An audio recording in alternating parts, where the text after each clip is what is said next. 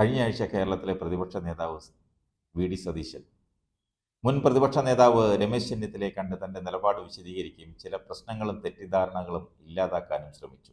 ചെന്നിത്തല പാർട്ടിയുടെ ഒരു ഉന്നതതല യോഗത്തിൽ പങ്കെടുത്തപ്പോൾ സംസാരിക്കാൻ അനുവാദം കിട്ടിയില്ല.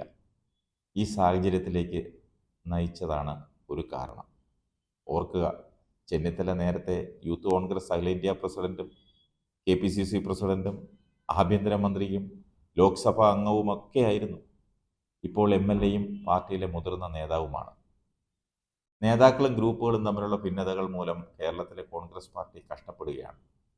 ഹൈക്കമാൻഡിന്റെ ഗ്രൂപ്പ് രൂപീകരണം ഉൾപ്പെടെ സംസ്ഥാനത്ത് പാർട്ടിയെ യോജിപ്പിക്കാനുള്ള എല്ലാ ശ്രമങ്ങളും സംസ്ഥാന ദേശീയ തലത്തിലെ മുതിർന്ന നേതാക്കൾ മികച്ച രീതിയിൽ തന്നെ അത് നടത്തിയിട്ടും ഫലമുണ്ടായില്ല.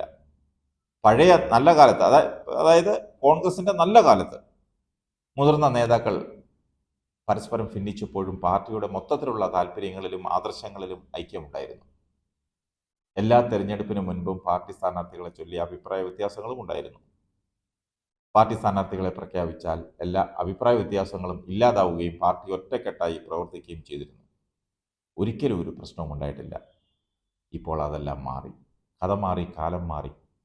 ഈ തെരഞ്ഞെടുപ്പിൽ തൃശ്ശൂരിൽ K. മുരളീധരനെ ചില പഴയ ആളുകളുടെ നേതൃത്വത്തിൽ പാർട്ടി അംഗങ്ങളുടെ വലിയൊരു സംഘം തന്നെ പരാജയപ്പെടുത്തിയെന്നതാണ് മുരളി പറഞ്ഞില്ലെങ്കിലും അത് സഹോദരി എടുത്തു പറഞ്ഞത്. ഗ്രൂപ്പ് വിധേയത്വം അവഗണിച്ചന്ന് AK ആന്റണി K. മുരളീധരനെ വൈദ്യുത മന്ത്രിയാക്കി.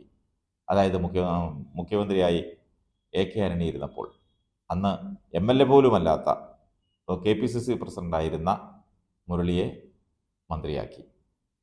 6 മാസം മന്ത്രിയാകുന്നതിന് മുമ്പ് തിരഞ്ഞെടുക്കപ്പെട്ട MLA ആവണം. പക്ഷെ എന്ത് ചെയ്യാം, അന്ന് മുരളിയുടെ ജാതകം ശരിയല്ലാത്തതുകൊണ്ട് മുരളി തോറ്റു. മന്ത്രിസ്ഥാനം രാജിവെച്ച് പുറത്തുപോയി. KPCC അധ്യക്ഷൻ, ലോക്സഭാ അംഗം, നിയമസഭാ അംഗം, പാർട്ടിയിലെ സമുന്നതൻ എന്നിങ്ങനെ തിളക്കമേറിയ നേതാവാണ് മുരളീധരൻ. തൃശ്ശൂരിൽ കോൺഗ്രസ് സ്ഥാനാർത്ഥിയെ പാർട്ടി അംഗങ്ങൾ പരാജയപ്പെടുത്തിയത് KPCCയെയും അഖിലേന്ത്യാ കോൺഗ്രസ് കമ്മിറ്റിയെയും ഞെട്ടിച്ചു. ഇന്ന് സംസ്ഥാനത്തെ കോൺഗ്രസ് പാർട്ടിയുടെ സ്ഥിതി അതാണെന്ന് ചുരുക്കം, അല്ലേ?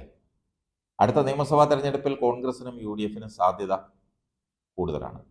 എന്നിരുന്നാലും ഗ്രൂപ്പ് സ്പർദ്ധയും ആഭ്യന്തര കലഹങ്ങളും തുടരുകയാണെങ്കിൽ മറ്റു പാർട്ടികളെ സഹായിക്കുന്ന അപ്രതീക്ഷിത ഫലങ്ങൾ തള്ളിക്കളയാനാവില്ല.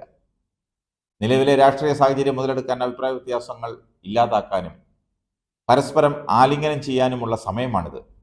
ചെന്നിത്തലയും വി.ഡി. സതീശനും ആലിംഗനം ചെയ്തതുകൊണ്ട് ഇതൊന്നും തീരില്ല. ഒരു തരത്തിൽ പറഞ്ഞാൽ തൃശ്ശൂർ തെരഞ്ഞെടുപ്പ് പ്രവർത്തനങ്ങൾ കോൺഗ്രസ് പാർട്ടിയുടെ കണ്ണു തുറപ്പിച്ചു. ഏതായാലും ഇവർ രണ്ടുപേരും തമ്മിൽ ആലിംഗനം ചെയ്തു. പക്ഷേ ഇവരുടെ ആലിംഗനം പാർട്ടിയുടെ A ഗ്രൂപ്പിലെ ചില നേതാക്കന്മാർക്കും പ്രത്യേകിച്ച് മുരളിക്കും അതിഷ്ടപ്പെട്ടില്ല.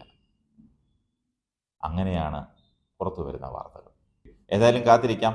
ഇതിൻ്റെ വരും വരായികൾ അടുത്ത ദിവസങ്ങളിൽ നമുക്ക് കേൾക്കാം, കാണാം.